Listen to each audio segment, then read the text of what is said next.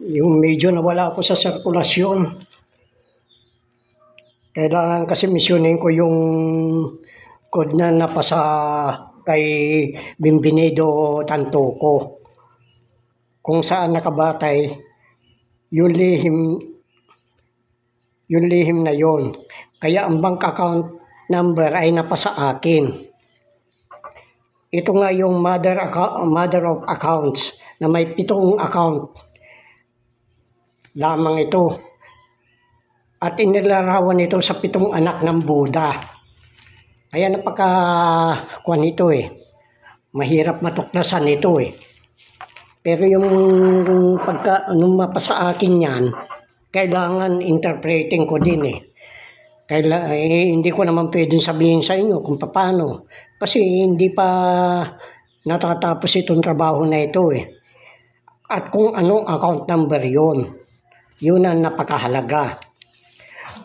Tungkol sa 7 account na ito, ang katotohanan, kung mag-mature na ang mga account na ito, tanging ang makukuha lamang ng signatory ay yung interest. Yung principal may iwan. Pag nakuha na niya yung interest, yung principal ay mapupunta na sa mother account. Ngayon, at ito, hindi rin pwedeng isalin maski na kung sakaling yung signatory ay namatay na hindi pa nag-mature, ay hindi pwedeng ilipat ito sa third party. Kaya yung principal at saka yung interest mapupunta sa mother account. Yan ang napakahirap mga gayabang na signatory, wala naman sila nalalaman. Ang dahilan ng pagkamatay ni Paulo Tantoco ay inakala ng mga Marcos na sa kanya yung code. At ang code na ito ay gagamitin ni Irene Marcos, yung kamahalang anak ng diktador na magnanakaw. Para mapasa kanya yung Divine Wealth for Humanity.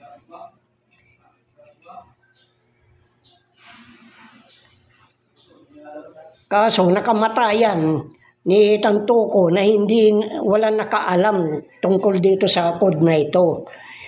Kasi itong code na ito talagang mahirap ipaliwanag eh. At yung sabi ko, kung ano man lihim na yon, nasa akin na lang yan. Sa paraang aking ginamit ay maging sino man iba pa ay madaling maunawaan ang aking diskarte. Kaya lang talagang medyo magulo eh. Kailangan lamang magtanga-tangahan sapagkat sa pamamagitan nito ay marami kang bagay na matutuklasan. Paano yan ngayon? Ano pang pinagmamalaki? Gaya ni Trump, ano pang pinagmamalaki niya? Dahil hindi na mapupunta sa kanya upang siyang magpatupad ng ni Sara Gisara eh. Sa wakas ng mga bagay ay mag-iiwan ito sa mga tao ng ganap na pagkatulala. Magugulat na lang sila eh. Dahil hindi nila akalain na alam ko yung code na yun eh. Kaya magkukuan na lang sila. Magkakaroon ng malaking kalituhan sa mga kasapi ng deep state. Ito nga yung mga maharlikang general, yung mga oligarko, mga elitista, lalo na yung pamilya Marcos.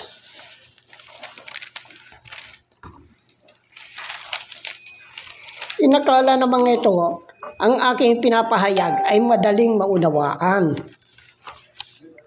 Maging ito ay tungkol sa mga aking pinagdaraanan. Ipagpalagay na natin, may nalalaman ng mga ito tungkol sa mga karanasan ko sa buhay.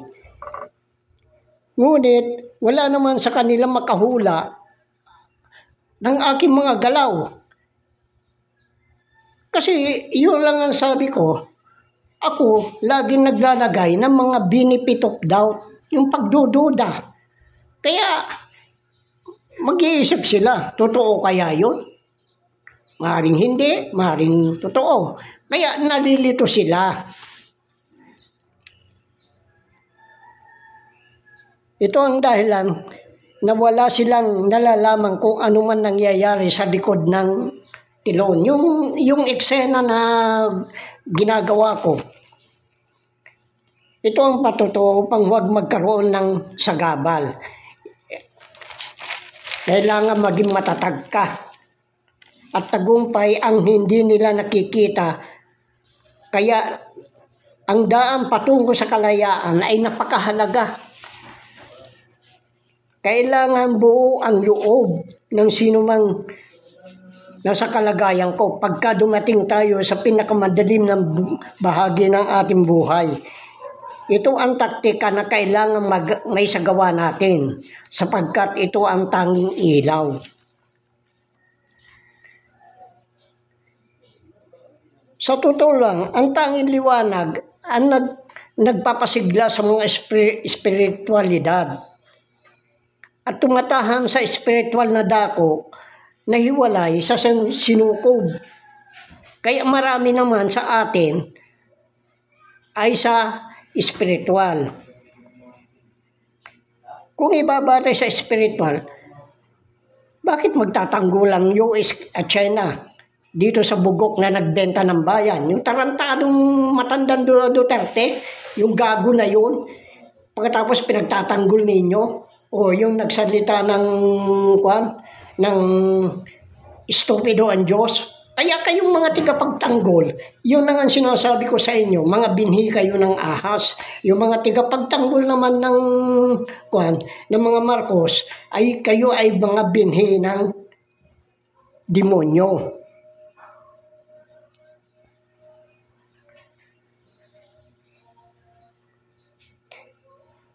Si Trump ay walang karapatang manghimasok sa gawain ng ICC.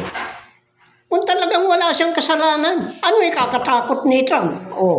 Yan ang numero unong katanungan ko sa kanya, yung bugok na Trump na yan. Puta, binubugok ko lang yung presidente ng yung pinakamakapangyarihang bansa. Superpower, binubugok ko lang. Isipin nyo yun. Unang-una, ang pondo ng ICC ay hindi naman nagmumula sa US government bakit niya isasanksyon yun? Bakit niya parurusahan? Sino siya? Parang parusahan niyang ICC. Kaya nga sabi ko, wala siyang karapatan. Sinulat ang controller. Kaya nagmatigas siya. Sige, magmatigas ka sa akin. Anumang mayamang bansa, kahit aling bansa, wala silang kontrobersyon sa pondo ng ICC, kundi nagmumula sa mga kayamanan na nakabatay sa mga inheritance.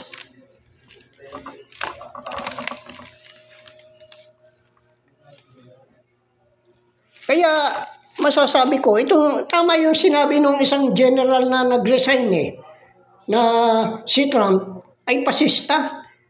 Kung pasista siya, ay isa siyang diktador. Pati yung Greenland gusto niyang angkinin. Bibilin daw niya. Ano kayang pambibili niya? Pagkatapos, yung Panama Canal, porque sila daw nagpagawa, kaya walang karapatan yung Kasi may mga may mga termino kung hanggang kailan nila gagamitin. Tapos na yung termino na yun bakit pinakikialaman pa niya yung Panama Canal? Dahil lamang sa nakakontrata sa mga incheck. At yung putang inang siping na yan, yung tarantadong piratang limahong na yan. Tinan mo? Linilimahong, pinagsasabihan ko limahong yung putang inang pangalawang pinakamalaka na bansa, pinakamakapangyarihan. Ano ba si limahong? Di yung piratang incheck na nandyan sa West, na naglalayag dyan sa China Sea, nang aagaw. Pagkatapos, yung Palawan kukunin daw nila. Anong dahilan? Para Kasi Wala naman, ay yung nga sinasabi ko. Sila napupunta, yung mga inchik na yan, napupunta lang noon dito yan upang makipag-barter. Oh. At yung mga kwan naman dyan, nakadaong din si Limahong dito eh. Kaya nga doon sa lugar ng kailungutan, lugar ng mga kaigurutan, oh, eh siyempre umakyat na sila dahil nga siguro dito sa mga Limahong na ito, dito sa mga inchik na ito, kaya napunta na sila sa Cordillera. Tingnan ninyo mga lahi nila. Kung minsan mapuputi na kulay dilaw. May parang inchik ang itsura. Pero may pagka-Bombay din. Kaya Bombay napaparito din. Eh bakit hindi inaangkin ng Bombay itong Pilipinas? Yung putang ina, Marcos lang ang yung putang ina tarantadong diktador na magnanakaw na Marcos. Yan ang gumagawa ng senaryo upang mapaalipin tayo sa China dahil putang ina niya, yung nanay niya nagputa. Masakit ako magsalita. Anak siya. Iho di bastardo siya ng inchik na tsuwa. Kaya pati sa Aimee, kabit din niya noon. Yung kwan doon sa mahawak ng kanyang account doon sa yung sa pag-aaral ng kanyang anak, yung account na yon ay tsuwa din. Mahilig yung mga putang ng mga Marcos na yan ng tsuwa-tsuwa eh. Di ba sa mga tsuwawa yan eh. Ang tunay na dahilan ay yung diwa ng dating magnanakaw na diktador na napakasa kay Duterte. Kung matunghayan sana ninyo yung caption na panalangin para sa Poong Duterte. Ito yung nasa FB ito. Hanapin ninyo ito, panalangin para sa Poong Duterte. Ay nandoon ang aking pagkaaninaw upang siya'y maaring maging spiritual wonder boy. Ito nga ang 777. Ngunit ang pagiging spiritual wonder boy ay nakabatay sa Biblia. Yun, binatay lang nila sa haka-haka nila. Wala namang kwan. Paano papalitan mo yung kwan na yan? Yung rowa ng Idralin. Kaya nga nung sinabi sa kanya ng ICC, ipaliwanag mo ang sarili mo kung sino ka, tigasaan ka, kailan ka pinanganak. Ayan, nangangatog na yung tuhod niya, nagkakanda utal-utal siya. Dahil yun ang gusto niyang sabihin, yun ang bilin sa kanya na ng deep state, ng sanlibutan na yung palitan niya yung rowa ng Idralin. Paano niya papalitan? Marami nakapalibot na nanonood sa kanya. Naka-camera pa siya.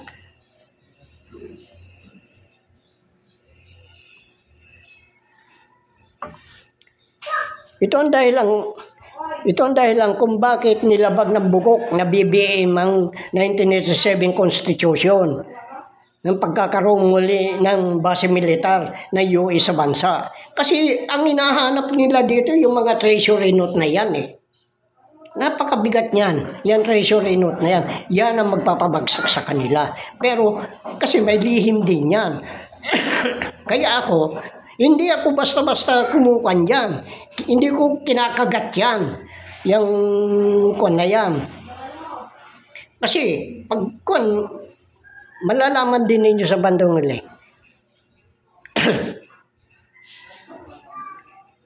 Ang senaryong ginawa ng sambuatang US-China, gayon din ang riding in tandem na Duterte Marcos ay yung pagsakop ng isla ng Pilipinas sa West Philippine Sea. At alam nito ng mga taga-ibang bansa na laro lamang ito, senaryo lang ito ng New World Order.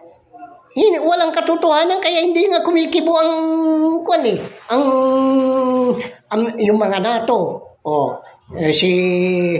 Yung France, yung England, at saka Russia nakasabwat sa alam nila laro lang ito pero hindi sila nakikialam. Oh, dahil ang hangad lang nila dito ay yung kayamanan ng Pilipinas, lalo na yung deuterium. Yung China gusto niya makuha yung deuterium, itong kwan na ito. Amerika, itong kwan na ito, Divine Wealth for Humanity. Oh. Kaya ang ginagawa lang nila puro mga laro lang Medyo naglubay sila ngayon. Sapagkat ang senaryo ito hindi epektibo sa akin Tinatawanan ko lang sila Alam nila, kilala nila ako. Imposibleng hindi nila ako kilala dahil ako nga nagpasara ng IMF at saka World Bank Kaya tahimik sila. Kaya ang ginawa ng US ay nagbenta ng mga armas gaya ng mga ginawa ng US, gaya ng ginawa ng US sa Taiwan. Matagal na yung gera na sinasabi, yung gigirahin ng China ang Taiwan. Ilang taon na, walang nangyayari. Ngunit ang magpahanggang ngayon, ay wala din. Kasi laro nga lang yan Tatakutin lang tayo. Kayo naman mga Pilipino, takot-takot. Mga bugok, mga inutil kayo. Hindi ninyo pinag-iisipan. Bago siya pumunta ng Pilipinas para mag-gera, dadaan muna sa Taiwan. Kaya ang ginagawa ng US, magbenta ng armas. Mantakin mo yung F-16 na order daw ginawang F-35. Magkano halaga ng F-35 sa F-16? Pero bakit? Ano pakialam ko dyan sa bentahan na yan? Hindi ko babayaran yan. Bakit? Pera ba ng mga Marcos ito? Pera ba ng gobyerno ito? Walang pag-aari Marcos dito. Walang pag-aari ang mga Duterte dito. Walang pag-aari ang kwan dito. Kasi kung ano senaryong ginagawa nila, hindi na nila malaman kung paano nila ako mapapaikot sa palad nila iikot ako ng konti. Bandang huli, sila na umiikot sa palad ko.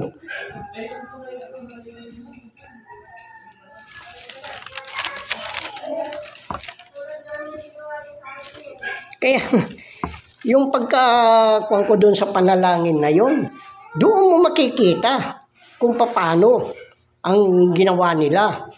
Kaya nga yung White House ni Trump, hindi yun ang global martial.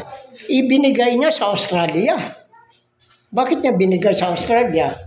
Upang kunin kasi yan Kung sa Australia ibibigay, makukuhan siya. Kasi yung White Hat na yan ay yung Ku Klux Klan. Yung Ku Klux Klan na yan ay isang samahan sa Amerika na galit sa mga taong may kulay. Yung tinatawag nilang white supremacy. Pero ang tawag ko sa mga yan, white monkey. Mga hilaw. Kaya yan ang kinukuha nila na dinadaan pa nila kung wari sa pananampalataya, yung cross na sinusunog nila. Yun ang mga trabaho ng Ku Klux Klan. Pagkatapos, ikuha nila dito sa Pilipinas, ay nako.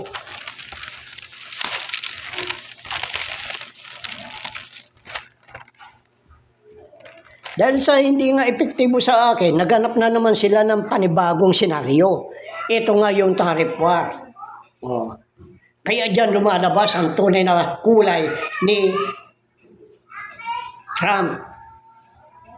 Kaya nga sabi niya, mahal niya si Duterte. Dahil gusto niyang tularin. Obra ba naman niya? Si Duterte hindi na umubra sa akin Ito pa kaya si Trump na wala naman nalalaman. Dahil meron siyang think-tank Kaya yung dito, malaking problema ng Amerika ako ang malaking problema ng Amerika. Dahil hindi nila alam ang galaw ko. Dahil oras na ako pumihit ng ganon, iba na naman. Pag-bihit ko ulit, iba na naman. Kaya nga ang tanging paraan ko dyan sa mga tarif na yan, hindi ko pinapansin yan. Dahil wala namang epekto yan sa Pilipinas Kasi tayo, umaangkat lang Hindi naman tayo na nagduluas ng mga produkto Ultimo nga bigas Yung nabubulok na bigas ang binibili nila doon sa Vietnam. Yung malapit na mabulok, yun ang binibili nila na pinapakain sa atin dito. Yan ang gawain ng mga Marcos at yan sa pamamagitan ng mga inchik. Kaya yung mga Marcos na yan, mahal nila mga inchik. Gaya din ni Duterte, binenta tayo. Bakit? Ang halaga lang ba ng Pilipinas sa 2 bilyon? Kasi yung pinautang na 30 bilyon sa ang inawas doon ni Duterte 2 bilyon. Kaya yung 28 bilyon na lang naging utang, yun ay suhol sa kanya pero ibinenta na tayo. Kaya nga ang ginawa niya, itinapon niya yung desisyon ng UNCLOS na parang kaprasong papel. Pagkatapos pagtatanggol ninyo yan, yung putang ina niyan, pauwin dito. Anong klaseng hustisya meron tayo dito? Pag mahirap ka, kawawa ka. Pag mayaman ka, lusot ka. Maski na kitang-kita na ebidensya. Hindi ba yung mga magnanakaw? Kaya nga yung yung master plan ni Prinsipe, gawing legal ang korupsyon. Tignan mo, wala nang salita si Prinsipe, nanahimik na. At dati, ang yabang-yabang niya na magkuhan. Kaya nga sabi ko, lahat ng lihim ninyo, malalaman ko. Imposible hindi ko malaman.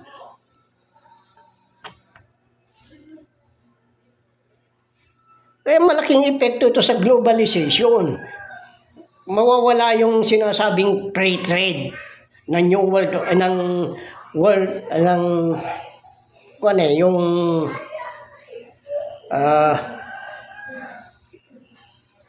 WTF.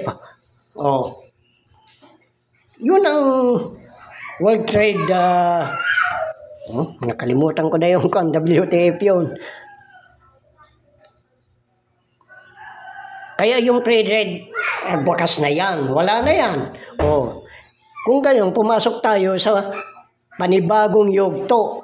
Ito yung pandaigdigang arbitrary protection.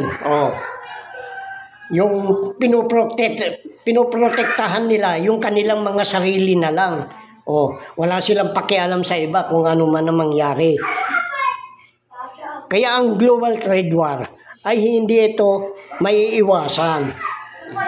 Kaya pataasan sila ng tarif. Anong pakialam ko sa kanila? Yan ang sinasabi ko. Wala akong pakialam sa kanila. Ang kinakatakutan ng Trump administration, kung magpalabas ang Pilipinas ng paunti-unting mga US debt.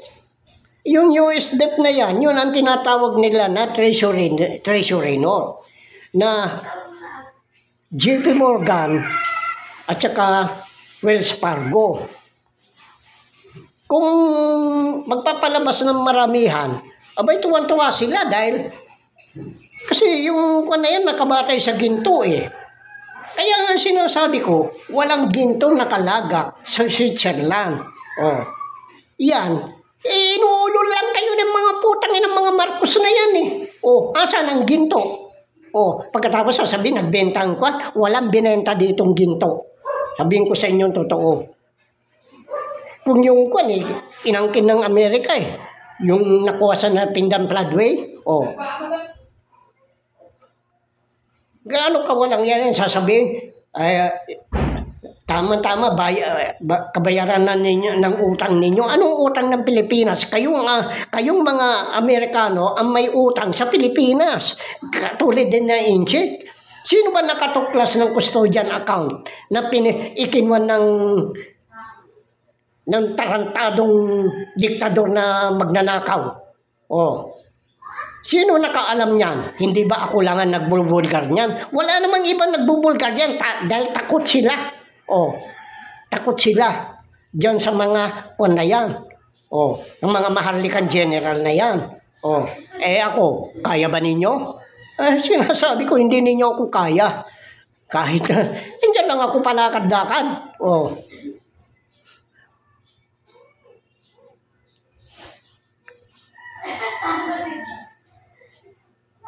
Kasi yung mga treasury note yan, nakabatay yan sa ginto. Yung ginto na yan ay yan ang dinala ng Japan sa Germany. Kaya nga yung mga opisyal ng Germany noon ay ng mga Hapon noon nung gera puro may mga German lager Oh. At sa kanila din kumuha ng design ng eroplano at saka mga barko, submarine. Oh. Kaya lang, nag-apura kasi sila pero yan, usapan na lahat yan. Kaya yung World War II na yan, senaryo lang yan Oh. Mga palabas lang yan, upang may tago, yun ang napakalaking kayamanan. Oh. Ngunit yung emperor ng Japan naman, ay hindi naman, ayaw niyang tanggapin yung mga treasury bond na yan. Kaya nung magtayo ng central bank dito sa Pilipinas, noong 1949, January 3, na itayo yan, pinadala niya ang mga kwan dito. Pero yung mga yakuza ay nag-iwan. Kasi yung mga yakuza noon na nagpunta dito, nabuo na lang yung yakuza na yan, itong bandang huli Oh. Kaya nga, maraming mga dito, maraming Amerikano naghahanap lalo na yung mga Mormons na yan. Ang habol niyan, alamin kung nasaan yung mga treasury note na yan. Kukumpiskahin nila yan. Sasabihin, sige, kukunin na namin to. Pagkatapos, ito yung bank account ninyo.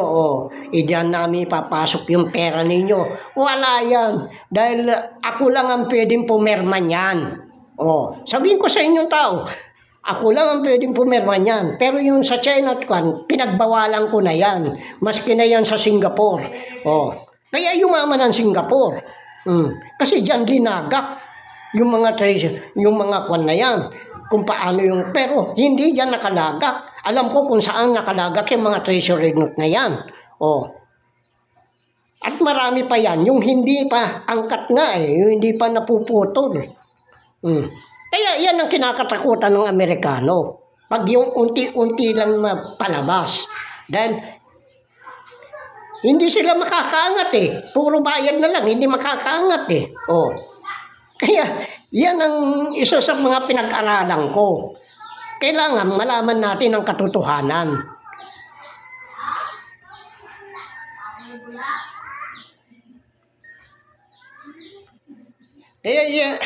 Kaya natatawa na lang ako dito sa mga kwan na ito Kasi talagang yung kwan na yan, babagsak at babagsak ang ekonomiya ng mundo.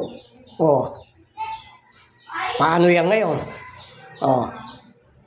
Kasi yung custodian account, hindi naman binigay yan Pinahiram para magamit ng China. Kaya yumaman ng China. Mangkataki mo, ang pinahiram sa kanila nung magdanakaw na diktador Marcos 40 trillion. 40 trillion. Kaya yan si Siping, marami din ninakaw yan, maski na yung mga kamag-anak niya. Itong bandang huli na bubulgar, kaya ang ginawa niya yan tarantalong Siping na pinagbibenta nila yung mga kumpanya nila. Katulad din dito. Kaya nga, paano sasabihin na kwan yan?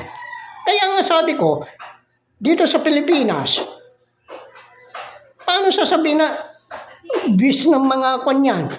Ang mga nagbabayad lang ng bis dito, maliliit na tindahan. Yung mga kwan. Pero yung mga inchik, nandadaya pa rin yan. Pagkatapos itong mga kwan na ito, mga 1,000 kumpanya dito, mahigit, ay hindi nagbabayad ng tax. Paano sasabihin na galing sa bis ng Pilipinas yung pondo na yan? Hindi yan galing. Pagkatapos sasabihin, bakit hindi sinanatin hindi mahuli-huli? Kasi pinoprotektahan nila. Nasa ibang bansa. Ano nang pakialam natin doon? Ano pakialam natin sa Israel? Ang Israel na kinabang sa Pilipinas, kaya gusto nila pumunta dito. At ito namang bugok ng mga Marcos nito, yun ang pupunta sa Ukraine. Kaya ginira ng Russia yan. Nagmatigas din ng Ukraine. Dahil ang habol ng kwan, yung mga kwan na lang niya, habol niya, yung mga rare earth. Yan ang habol ni Trump. Katulad din sa atin, ang habol ng putang inang Trump na yan ay yung kayamanan ng Pilipinas. Pagkatapos yung deuterium. silang dalawa ng China. Kaya magkasabwat yan, kung wari away-away lang yan eh. Kaya yan ang kinukuhan ko para malaman ninyo ang totoo na tayo ginagago lang ng dalawang superpower na yan. Ako kaya nilang gaguhin. Sila ang gagaguhin ko. Kaya natataranta na sila sa akin. Kaya nga, pag ito, natin, wag na kayong bumoto. Bakit hindi nyo kulin? Ito sinasabi ko, wag kayong bumoto. Dahil wala namang matino dyan, puro magnanakaw yan eh. Di ba totoo ang sinasabi ko? Puro magnanakaw yan. May matino ba dyan? Dahil yan, ang sinasabi ko, uupo na yung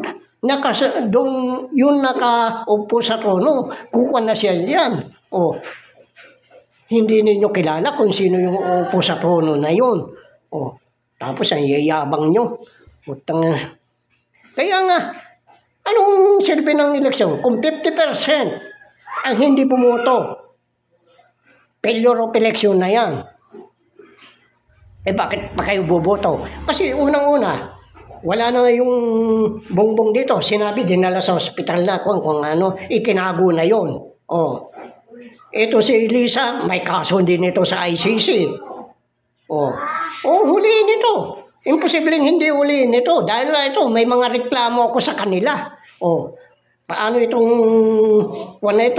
itong Senate President, kasama sa storage nung nagpunta sila, yung namatay si Paulo Tantoco. Nakasuhan sila. Maski na itong si Tambaloslos, hinuli na rin. Maski na si Kibuloy, si Browner, o si Marbil, mga nahuli na yan. Sino ngayon ang tumatayong little president? Yung mga sekretary? Unang-una dyan, si Bersamin. Bugok din itong Bersamin na ito. Nagpagamit. Kamag-anak pa naman ito nung kakilala ko. Akala, bagay, wala akong tiwala dyan eh. Tao ni Really yan eh. Dahil yan, naging abogado ng kapatid ko. Hindi ko makalimutan yung salita niya. Dahil yung pangalan nung opisyal na nang huli sa kapatid ko is Logo. Sabi niya, hindi yung aso yun na. Kaya, yan, mga mukhang pera lahat yan. Kaya, bakit pa tayo magtitiwala? Di huliin ninyo ko, nagsasabi sa inyo, walang kwenta yung eleksyon na yan. Kasi, itong Supreme Court, may kaso din. Dahil nagpalabas sila ng desisyon na failure of election, bakit nagkaroon na eleksyon? Kaya, sino ngayon ang pwedeng umupo? Yung succession. Wala. Yan. Huwag isip-isip na kayo. Kaya nga sinasabi ko, lahat yan ay walang kwenta. Nagnakaw na nga, mananalo pa. Kasi yung eleksyon, dayaan lang yan eh. Kung may pera ka, kasi nalaman ko yung doon sa nagtanong sa akin kung sino yung general na yun na pinagkatiwalaan ni Marcos si Banyo, siya nagsabi sa akin pare kung umanap ka nga dito, kung yung mga konsyel na gustong manalo, 5 milyon, mananalo siya. Bakit? Hindi naman ako ganun kagarapan. Sabi ko nga sa kanya, hindi ako ganun kagarapan. Kung yung sinasali ninyo ako doon sa account ni Jack ako, hindi ko pinatulan Pinabayaan ko na lang kayo, yan pa kaya? Kaya yan, mag-isip na kayo. Pag-isipan ninyo yan. Dahil yan, lahat ay kasabwat. Pati yung meta na yan. Hinaharangan nila ako.